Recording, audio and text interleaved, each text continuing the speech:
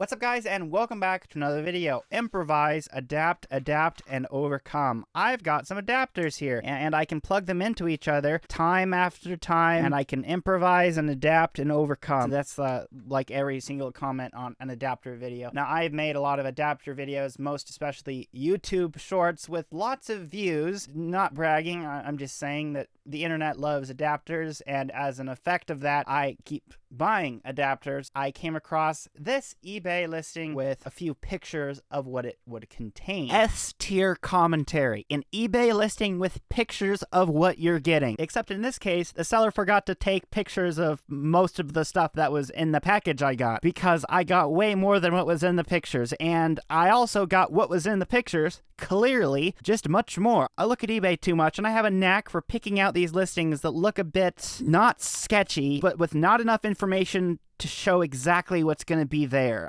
I like that. It's like opening a loot box. We got some good RNG on this one. No Apple TVs to be seen in the pictures, and also no picture of the thing that's the most valuable, worth more than what I paid for everything. After this, everything else is pretty much free. Lot of vintage adapters. Well, there is definitely a lot. It's an eBay lot, but there's a lot in the lot. Getting my table extremely dusty. Look at this. You can't even see all of them. Mini DVI to VGA. Such content. But look, guys, that's an Apple logo. I was particularly interested in getting my hands on some of, not this. Oh my gosh, there's so many adapters here. Where's the one I'm looking for? This is VGA to mini VGA, which is an ancient kind of Apple adapter. It goes with this Apple iBook, which previously I did not have a way of putting this on an external display. I haven't had a close look at exactly what's in here. I filmed the YouTube short, dumped everything out, and then put it all back in. Some of these, to my eye, are noticeably discolored. This eBay lot is just full of the prongs. How many prongs are there? We got our bottle opener here that it came with, it looks like.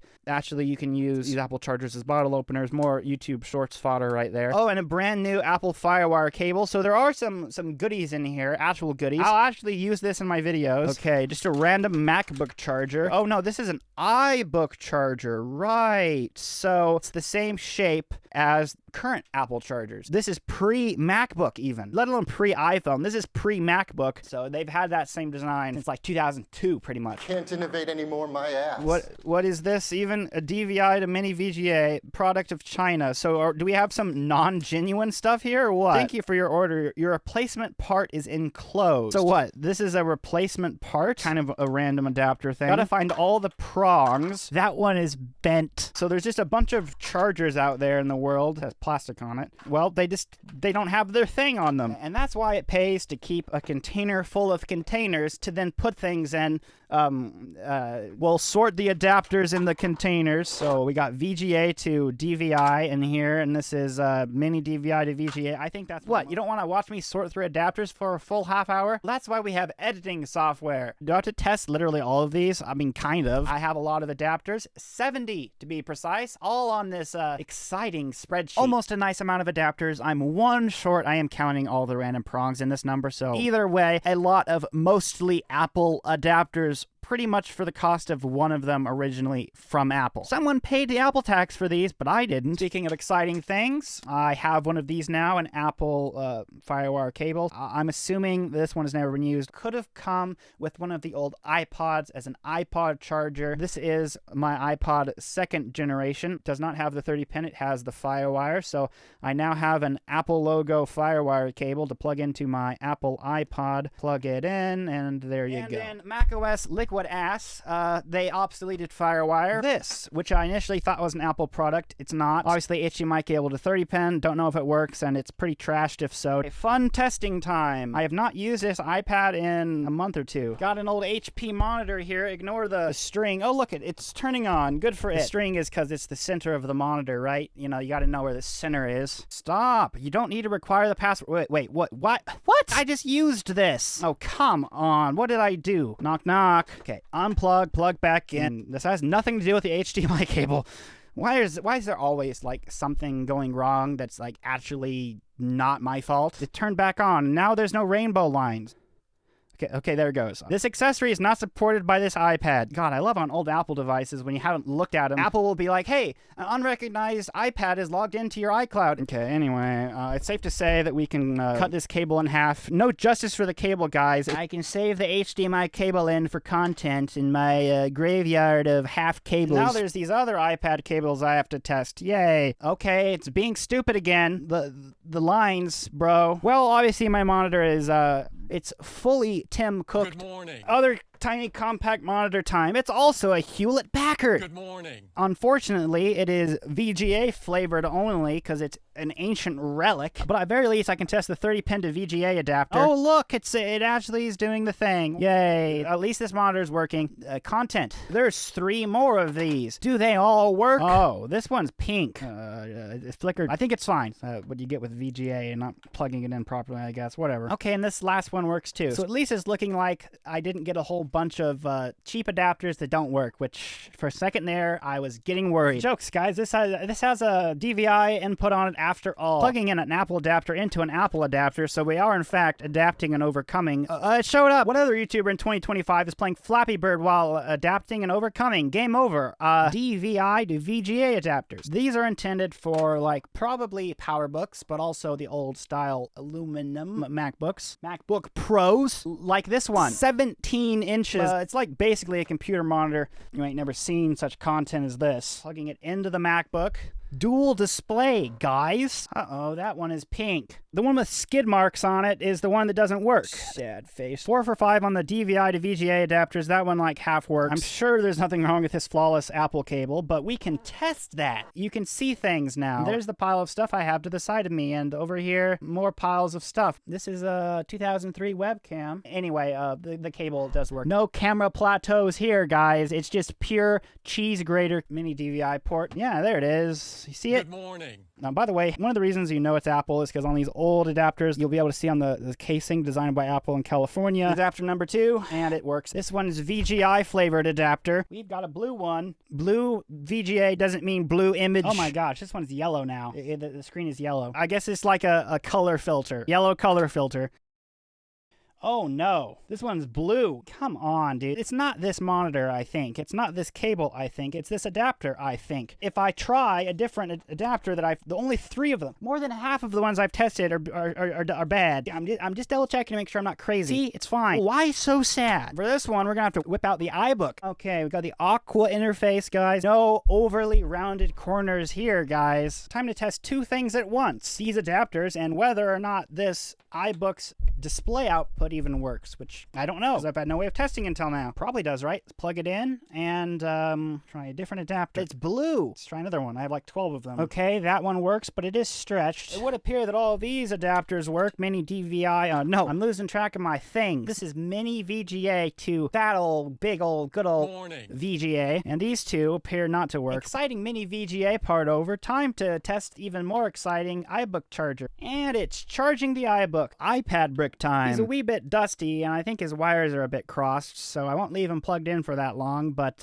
does the charger work? Yes, it does. Even though there's a notch, you can like shove it and get it to work. That cable does in fact work. Good old Apple proprietary stuff for no reason. Yeah, it actually like bent the USB thing a bit. It's fine. Oh, and that one works too. It's only the other end that's proprietary and weird, by the way. This end is normal. I love their notches, but now they're all about islands, the dynamic island. Oh, and the plateau. I guess it's just landmark items in general. Oh, well, see, it's not intended. I kind of smashed this one. Good old universal stuff that is magically proprietary. Fine, I'll use it with a keyboard like Steve Jobs intended. Okay, there it is. It's working. For some reason, there was just random third-party 30-pin cables. Let's do something that, like, angers everyone in the comments. Opening a Ziploc bag with scissors. Charging.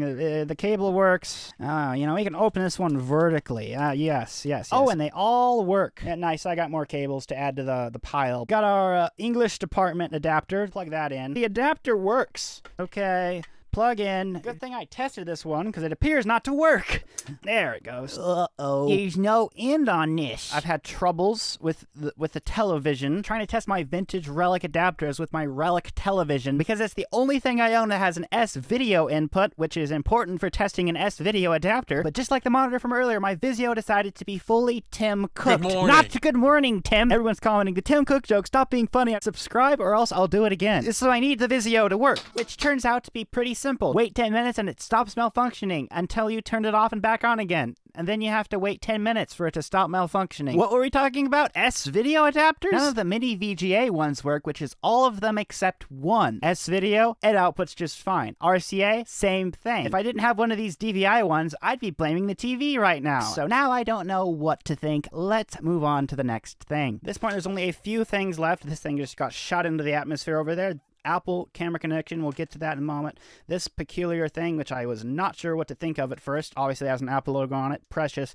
piece of object. Airport Extreme power supply, that's what this is, with one of these cables on it, which we can use for our Apple TV. Do the Apple TVs last because they are so exciting. This is a device that sold for $50 originally. So this is a non-removable 30-pin cable. All the eBay listings about this are wrong. This is a radio receiver that plugs into your iPod. If it works, supposedly will unlock a new menu, plug it into the iPod. It's also a remote too, but we've unlocked a menu in our iPod. Got some IRL microtransactions. This cost $49 in 2006 to unlock the radio functionality of your iPod. It wasn't actually built into the iPod. That's why you had to buy this $50 device. Radio, never done this before. Click it. Oh my gosh. This is a 5th generation iPod from 2005 that needs this $50 device to have radio. Now, every MP3 player has radio built in, but this Apple product does not have it built in. You have to buy a separate product that also has an Apple logo on it. This is designed by Apple in California. Much the same design as like an iPod Shuffle 2nd generation. So it goes from the 30-pin cable into this, and this has a separate output on it, which you can use as a remote for your headphones. So essentially, this is like an inline remote on the Apple earbuds, but they didn't have that back then because of primitive technology. So you would use this instead. It's not just an FM receiver. So I kind of figured out you have to hold it down and then it changes it. It just jumps between stations, I guess. And you can't just press the buttons and have it change it. You have to hold it down. So there's not that much precise control, but it actually recognizes the name of the radio station. So I guess it's just jumping to actual radio stations. And what happens if I unplug it when it's on the radio and this thing is the thing that's giving it radio? Does it disappear?